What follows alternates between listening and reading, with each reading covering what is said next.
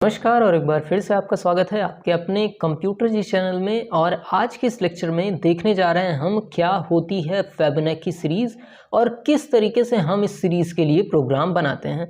Lecture की शुरुआत करूं उसके पहले आपको सबसे पहले धन्यवाद कि हमारे इस चैनल पे अब 2400 सब्सक्राइबर पूरे हो गए हैं। हो सकता है ये संख्या बहुत से लोगों के लिए छोटी हो, पर हमारे लिए 2400 बच्चे हमारे हो जाएं जो हमसे पढ़ना चाहते हों, सिर्फ पढ़ाई का कंटेंट देखने के लिए हमें सब्सक्राइब किए हों, ये हमारे लिए बहुत ही बड़ी बात है। तो सबसे पहले इसके लिए धन्यवाद। बढ़ते हैं लेक्चर की तरफ और सबसे पहले समझते हैं कि ये आखिरकार क्या होती है ये फिबोनाची सीरीज़। पहले इसको समझ लेंगे फिबोनाची सीरीज़ क्या होती है, उसके बाद आगे बढ़ेंगे और समझने का प्रयास करेंगे कि कैसे हम इसका प्रोग्राम बनाते हैं। तो देखिए हमारे सामने एक एग्जाम्पल है और एक सीरीज़ ये रखी हुई है। तो फिबोनाची सीरीज़ वो सीरीज़ होती है जिसमें पहला एलिमेंट 0 होता है, दूसरा एलिमेंट 1 होता है। ये चीज़ समझ में आई। पहला एलिमेंट क्या होगा 0 और दूसरा 1 होगा। उसके बाद जो तीसरा एलिमेंट बनेगा वो पहले और दूसरे का जोड़ बनेगा। मतलब पहला एलिमेंट 0 और दूसरा एलिमेंट 1 जुड़ा तो 1 आ गया, ये हमारा तीसरा एलिमेंट बन गया।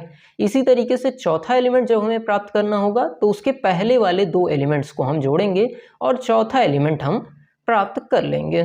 देखिए क्या चीज़ मैं कह रहा हूँ कि पहला एलिमेंट 0 हो गया, दूसरा हो गया आपका 1।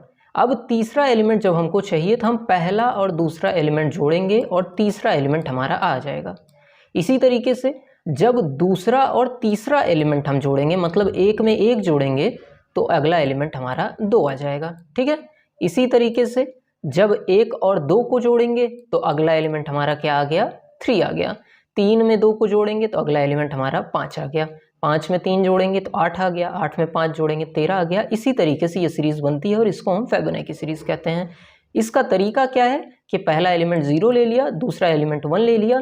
अब अगले एलिमेंट के लिए उसके पहले वाले दो एलिमेंट हमको जोड़ने हैं। मतलब अगर हमें तीसरा एलिमेंट चाहिए तो हमें क्या करना होगा, दूसरा और पहला टर्म जोड़ना होगा। ठीक है। मान लीजिए 10वां हमको टर्म चाहिए। कौन सा टर्म? 10वां टर्म हमें चाहिए इस सीरीज़ का। 10वें टर्म के लिए हमें 9वां और 8वां टर्म आपस में जोड़ना होगा। कौन कौन सा? 9वां और 8वां टर्म। ठीक। इसी तरीके से चलती है। मान लीजिए 21 टर्म कैसे मिला होगा, इसके पहले वाले दो टर्म को जोड़ के 13 और 8 को जब आपने जोड़ा तो आपको ये 21 मिल गया। इस तरीके से ये सीरीज़ बनाई जाती है कि पिछले दो टर्म जोड़ते जाओ और अगला टर्म प्राप्त करते जाओ। फिर इन दोनों टर्म को जोड़ा और अगला टर्म मिल गया। फिर इन दोनों टर्म को जोड़ा और अगला टर्म मिल गया। इन दोनों को जोड़ा और अगला टर्म मिल गया। इस तरीके से ये सीरीज़ हमारी बनती है। अगर इस चीज़ को अगर आप मतलब समझ गए होंगे तो प्रोग्राम फिर समझ लीजिए खेल ही है।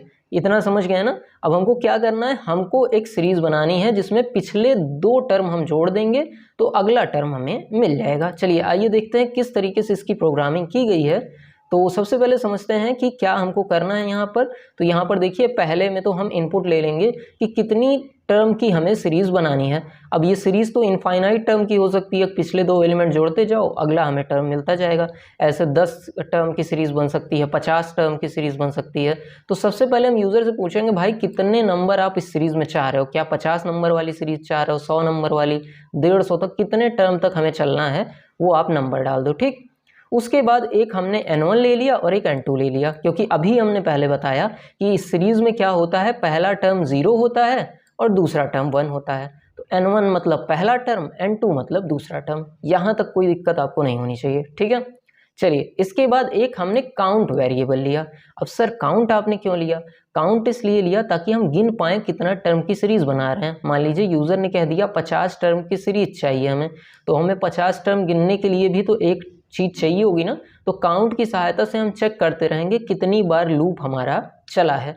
50 बार जैसे चल जाएगा हम लूप को रोक देंगे। मान लीजिए 40 बार यूज़र चाहता है तो 40 बार चला के रोक देंगे। ठीक। इसके बाद आगे बढ़े और वाइल लूप हमने चला दिया। कब तक वाइल लूप को चलाना है? जब तक ये काउंट 0 से बढ़ते हुए हमारे जो इंटर टर्म है वहाँ तक नहीं पहुँच जाता। nth टर्म मतलब जो यूज़र चाह रहा है कितने टर्म की सीरीज़ बने, तो 0 से हमारा लूप चलेगा और यूज़र जितनी बार चलने को कहेगा उतनी बार ये सीरीज़ चलेगी। अब अंदर क्या हो रहा है, सबसे पहले n1 प्रिंट हो जाएगा। ठीक है। उसके बाद जो nth टर्म है उसके लिए पिछले दो टर्म n1 और n2 जोड़े जाएंगे। अभी हमने पहले ही बताया, देखिए यहाँ पर क्या किए थे, पिछले दो टर्म हम आपस में जोड़ रहे थे, यही तो कर रहे थे हम। और कुछ तो नहीं कर रहे थे ना कि पिछले 2 टर्म जोड़ते जा रहे थे और अगला टर्म हमें मिलता जा रहा था। इसी तरीके से यहाँ पर देखिए n1 और n2 को जोड़ दिया और हमें nth टर्म मिल गया। ठीक, अब हमें ये चीज़ समझनी है, ये लाइन अगर आप समझ लेंगे तो आपका सारा काम हो जाएगा।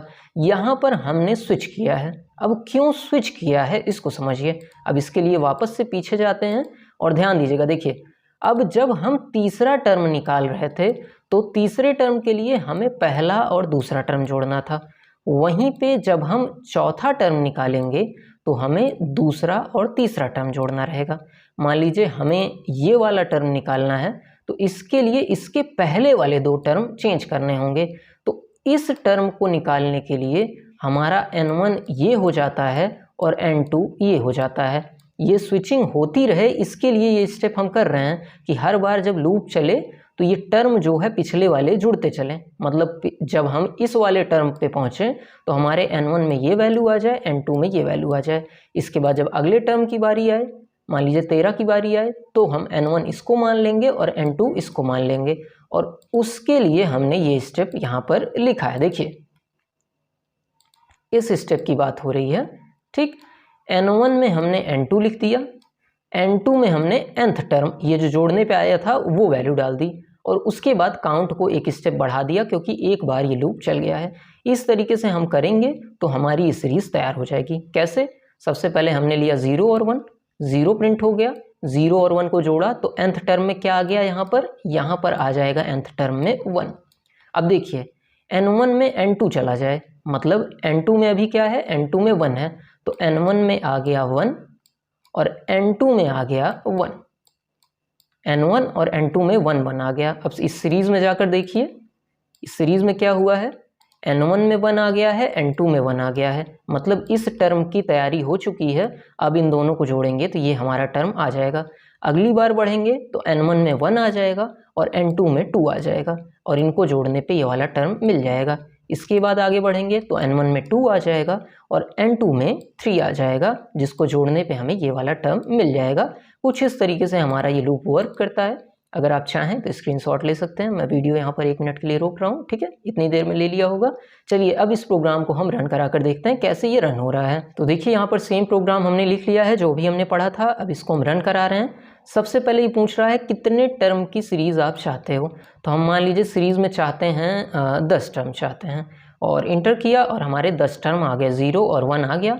अब इसको जोड़ने पे दूसरा टर्म, 1 और 2 को जोड़े तो 3, 3 और 2 को जोड़े 5, 5 और 3 को जोड़े 8। इस तरीके से हमारे 10 टर्म बन के आ गए।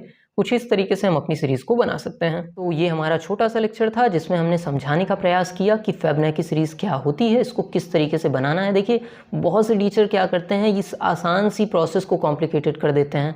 30-30 मिनट में इस चीज़ को समझा रहे हैं जिससे वॉच टाइम बढ़ जाए, उस पर थोड़ा सा पैसा ज़्यादा कमा ले, पर इसमें आपका ज़्यादा समझ आए ये जायज़ नहीं है। आपका मैक्सिमम टाइम जाता है प्रैक्टिकल को रन कराने में, ठीक है। अगर सबसे ज़्यादा समय आपको लगाना चाहिए तो आपको प्रोग्राम को रन कराने में लगाना चाहिए, तो आपका वो यूटिलाइज होता है। वीडियो अच्छी लगी हो तो वीडियो को लाइक कर दीजिएगा, चैनल अच्छा लगता हो तो सब्सक्राइब कर दीजिएगा। मिलते हैं अगले लेक्चर में। अगले लेक्चर में हम पढ़ेंगे रिकर्जन। तब तक के लिए धन्यवाद।